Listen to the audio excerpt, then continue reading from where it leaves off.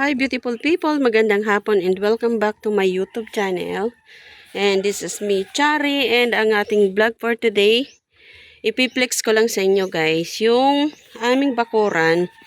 Dahil sa araw na to, napakalinis at napakaganda ng garden namin dahil malinis, ganon, at makikita mo talaga yung mga halaman kung saan sila nakalagay or yung kinalalagyan nila dahil nga natanggal na yung mga dumi dyan. So paikot, maganda na talaga madlang people.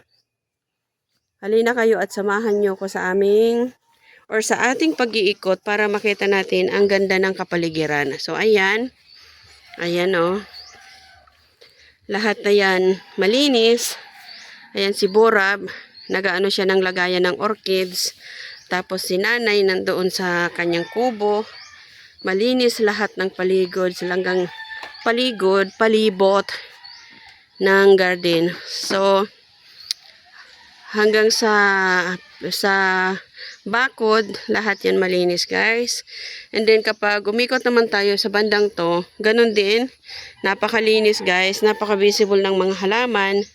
So makikita mo talaga ang ganda ng halaman. Dahil napakalinis dito, napakalinis nila. Napakalinis ng palibot hanggang dito. Sa loob na to. Ayan. Ayan, makikita mo na masasaya ang mga halaman dahil malinis talaga sila. So ayan. Kung makita nyo guys, iniikot ko lang kayo para makita nyo talaga yung ganda ng paligid kapag malinis. So, ang sponsor nga pala ng paglilinis dito ay si nanay. Siya ang nagbayad. So, dito makikita talaga lahat ng paikot dito. Lahat ay malinis. Ayan. Matutuwa naman yung may bahay dito dahil malinis na malinis. Ate Sally, shout out sa'yo. Malinis ang buong paligid. Pinalinis ni nanay. Dahil siya ang nag-finance ng pagpapalinis ng bakod. So, as in, makikita nyo talaga na napakalinis ng bakuran. So, ito na lang. Kung makikita nyo guys. So, ipapaano na lang namin yan. Ipapagrass cutter na lang namin yan either doon sa kapatid ko. Or magbabayad na naman kami kung sino yung available na pwedeng bayaran. Ayan. Diba? Ayan, napakaganda guys. Dapat hapon na dito, hindi masyadong mainit, kaya magsisimula kaming magtrabaho ulit sa garden. Dahil kapag tanghali or pumatak na yung 10 o'clock ng umaga, hindi na namin kaya yung init dito. Kaya hinihintay namin na umupa yung tawag nito, yung init. So, ganitong panahon, tingnan nyo naman guys. Ganitong panahon ay sakto lang para magtrabaho dito sa garden. Ayun, kung nakikita nyo yun, mga nakasako na yun, ano yun, rice hull yun. Nagagamitin ko sana yun sa manukan, pero nauubos ko na dito sa garden.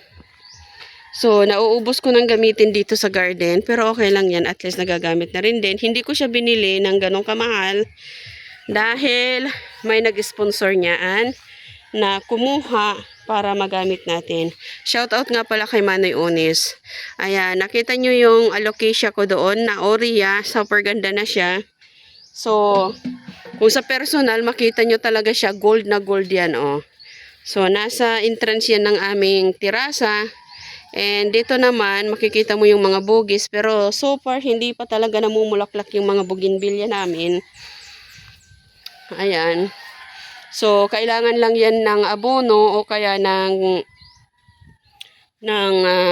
tubig lagi. Kasi isa yon sa factor na namumulaklak yung mga halaman. And shout out nga din pala sa nagbigay ng crouton na to. Naubod ng ganda ng croutons na to. Yellow talaga siya. Golden yellow. Lalo na kapag naiinitan. And ang katabi niya, yung tea plant. Na rare ito, pero hindi ko alam kung hanggang ngayon rare pa rin din siya. And ipiplex ko na din sa inyo yung aking Humalumina counter dito. And Yung aking humalumina nga pala guys, hindi sila variegated. So, hinihintay kong maging variegated to. Pero so far naman guys, ito, nagiging variegated siya. Kapag nangyari yan, I am very happy. Oh, ito nga oh. Habang tumanda siya, naging variegated din naman. So, tingnan ko yung mga sumunod. Yung mga susunod na dahon kong variegated. Kasi yan oh, variegated siya. Ang ganda ng pagka-variegation niya. Yung mga kulay niya talagang ano. Pero yung dalawa or tatlo na nagsipagdahunan is hindi siya variegated. So, titingnan na lang natin sa mga susunod guys. So, ayan ang aking overview sa ganap ngayong araw na to. Ayan. Yan lang guys. Hanggang dito lang muna ang aking vlog for today's video. Thank you so much for watching. Babush!